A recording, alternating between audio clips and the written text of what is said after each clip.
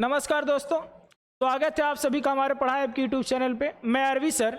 हम लोग daily math के 5 सुपर सीरीज के क्वेश्चन को इस पढ़ाई ऐप पे लाते हैं, जो आपके किसी भी एग्जाम की दृष्टि से बहुत ज़्यादा महत्वपूर्ण होता है।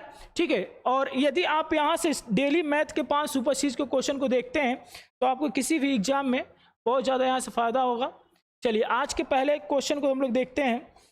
आज के सेशन का पहला क्वेश्चन है,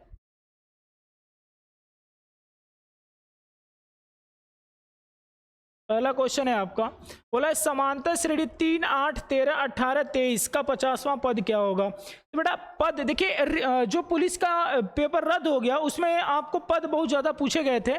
तो यहाँ से पद बराबर होता है, पद बराबर होता है अंतिम पद माइनस के प्रथम पद बट्टा में सर्वांतर प्लस के 1।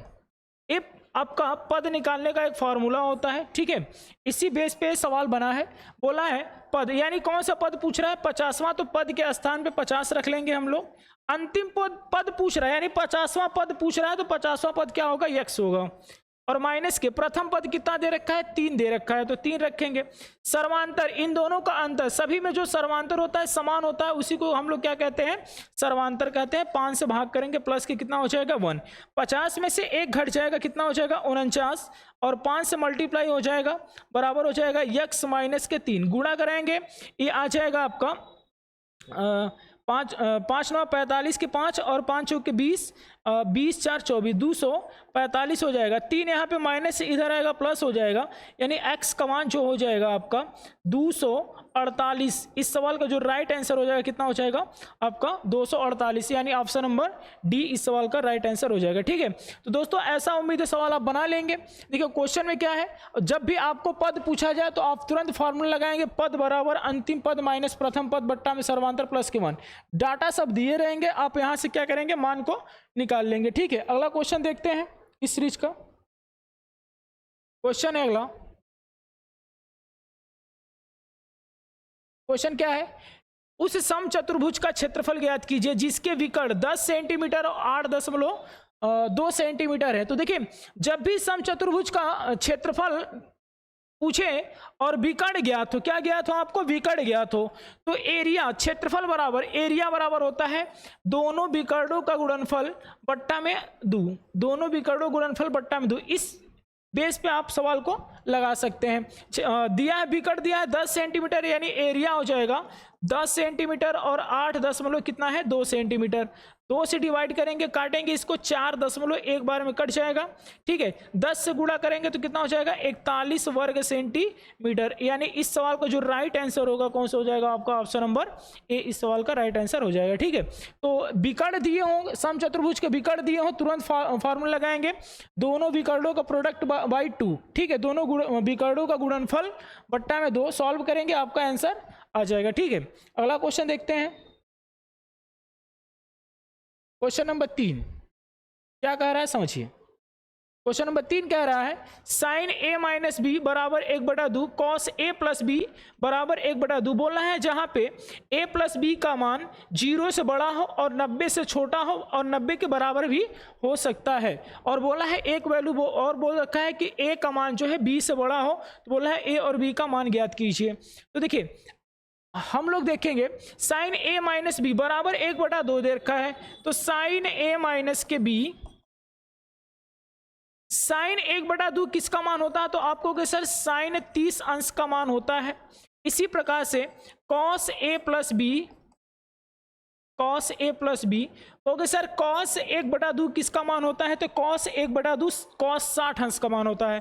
कॉस किसका होता है, 60 अंश का। तो देखिए यहां से साइन a माइनस बी बराबर साइन 30 अंश, यहां से कॉस a प्लस बी बराबर कॉस के 60 अंश है। तो यहां से आपका हो जाएगा a माइनस के b बराबर के 30 अंश, a प्लस के b बराबर के 60 अंश। ठीक है, तो देखिए अगर इसमें a की वैल्यू निकालना है, दोनों को जोड़ के 2 से भाग कर दीजिए। a की वैल्यू निकालना है, दोनों को जोड़ के 2 से भाग, तो 60 और 30 90 हो जाएगा। 90 अंश में 2 से भाग करें कितना हो जाएगा 45 अंश, यानी कि a का मान 45 अंश हो जाएगा। सिर्फ एक ही ऑप्शन में है, लेकिन अगर आपको मान लीजिए b का भी मान निकालना हो तो दोनों को घटा के, बड़ी में से छोटी घटा के 2 से भाग कर लेंगे तो 60 में से 30 चला जाएगा तो 30 अंश बचेगा। अब उसमें 2 से भाग करें कितना आ जाएगा 15 अंश। यानी इस सवाल का जो राइट आंसर होगा कौन सा होगा, ऑप्शन नंबर डी। ठीक है, तो आपको सिर्फ पता होना चाहिए कि 1/2 साइन किसका मान होता है तो साइन 30 का, उसी प्रकार से 1/2 कॉस किसका मान होता है तो कॉस 60 का। तो यहाँ से देखिए a माइनस बी बराबर 30 अंश हो गया, a प्लस बी बराबर 60 अंश। यहाँ से a और b का मान निकालेंगे तो 45 और 15 आपका राइट आंसर हो जाएगा। ठीक, अगला क्वेश्चन देखते हैं, क्वेश्चन नंबर 4। क्वेश्चन नंबर 4 क्या कह रहा है, बोला दो संख्याओं में 11 संबंधी 19 का अनुपात है, यदि प्रत्येक संख्या में 7 घटा दिया जाए तो नई संख्या का अनुपात 5 संबंधी 9 हो जाता है। बोल रहा है वास्तविक संख्याओं के बीच का अंतर ज्ञात कीजिए। जो संख्याएं थी उनके बीच का अंतर क्या होगा। तो देखिए पहले संख्या 11 संबंधी 19 थी, सभी में से 7 को घटा दिया गया तो संख्याएं 5 संबंधी 9 हो जाती हैं। बोल रहा है कि संख्याएं बताइए। तो पहले देखिए हम लोग कैसे सॉल्व करेंगे यहाँ से। ठीक है, संख्याएं भी आपसे कभी कभी पूछ लेता है, अभी पूछा है संख्याओं के बीच का अंतर बताइए। तो देखिए क्या करेंगे, यहाँ पे देखिए 7 है तो 7 को लिखेंगे हम लोग, इनके अंतर से गुणा कराएंगे। 9 और 5 का अंतर जो होगा आपका होगा अंतर कितने का 4 का, डिवाइड बाई क्या करना है सुन लीजिए, तिर्यक मल्टीप्लाई कराना है। तिर्यक क्या करना है मल्टीप्लाई कराना है। यहाँ पे तिर्यक मल्टीप्लाई 11 9 99 हो जाएगा और 19 5 95। 95 और 99 का जो अंतर होगा ना वो कितने का होगा 4 का। इनका जो अंतर होगा 4 का होगा। जितना अंतर आएगा उससे हम लोग क्या करेंगे इसी में भाग कर देंगे। यहाँ से एक रेशियो का मान निकलेगा, 4 से 4 कंप्लीटली कट जाएगा, यानी एक रेशियो का मान 7 आ गया। अगर आपसे पूछा होता कि छोटी संख्या बताइए तो 11 7 77 होता, और बड़ी संख्या पूछता तो 19 × 2 यानी कि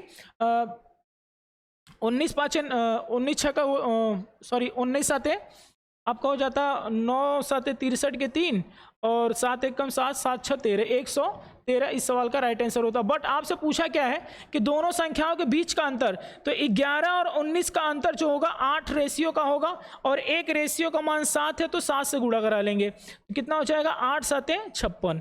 इस सवाल का जो राइट आंसर हो जाएगा कौन सा हो जाएगा ऑप्शन नंबर ए। ठीक है, तो उम्मीद है समझ में आ रहा होगा। फिर से एक बार देखिए, बोला है पहले शुरुआत में संख्या 11 संबंधी 19 के अनुपात में थी, 7 जब घटा दिया जाता है तो संख्याएं 5 संबंधी 9 हो जाती हैं। तो कैसे करेंगे, देखिए यहाँ पे 7 है तो 7 को लिखेंगे, इनके अंतर से हम लोग क्या करेंगे गुणा कराएंगे तो 9 और 5 का अंतर 4 हो जाएगा। फिर क्या करना है समझिए, तिर्यक मल्टीप्लाई करा के बड़े में से छोटे घटाएंगे, जितना अंतर आएगा उससे भाग करेंगे तो एक रेशियो का मान 7 आ जाएगा।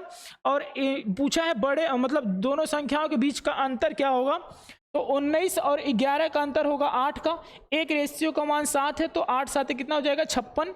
जो इस सवाल का राइट आंसर हो जाएगा कौन सा हो जाएगा ऑप्शन नंबर ए। ठीक है, आइए इस सीरीज के लास्ट क्वेश्चन को देखते हैं हम लोग।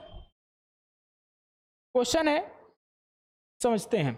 बोला है ए एक बैंक में 8,000 रुपया धनराशि को 8% वार्षिक साधारण ब्याज की दर पर उधार दिया, यानी एसआई पे दिया।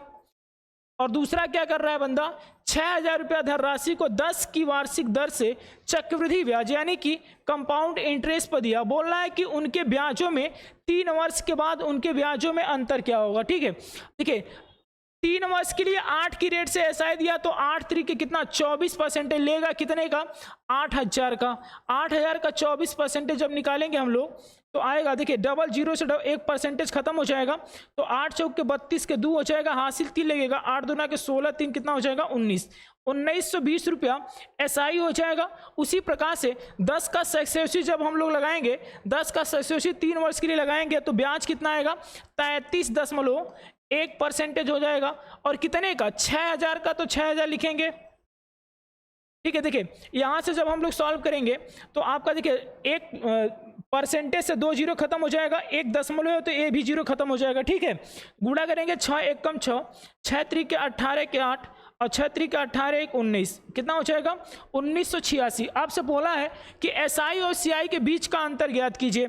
1920 और 1986 का अंतर कितने का हो जाएगा 66 रुपये का हो जाएगा। कितने रुपये का हो जाएगा 66। जो इस सवाल का राइट आंसर हो जाएगा कौन सा हो जाएगा ऑप्शन नंबर सी इस सवाल का राइट आंसर हो जाएगा। ठीक है, फिर से एक बार समझते हैं। देखिए एसआई होता है रेट इनटू टाइम, तो 8 त्रिक के 24, 8000 का 24% निकाल लिया हम लोगों ने और बोला है 6000 की रुपए की राशि 10 की रेट से 3 वर्ष का तो सक्सेसिव लगाएंगे अगर तो आ जाएगा कितना आपका 10 का सक्सेसिव लगाएंगे तो आएगा 33.1%। अब इसको सॉल्व करेंगे 6000 अमाउंट इसके लिए दिया है, इसको ए आएगा 1986 रुपया चक्रवृद्धि ब्याज और 1920 रुपया साधारण ब्याज, दोनों का अंतर हो जाएगा 66 रुपया। ठीक है, तो दोस्तों बस आज के लिए इतना ही। अगर वीडियो अच्छा लगे तो वीडियो को ज़्यादा से ज़्यादा शेयर कीजिए अपने दोस्तों में, वीडियो को लाइक करिए, सब्सक्राइब करिए। धन्यवाद।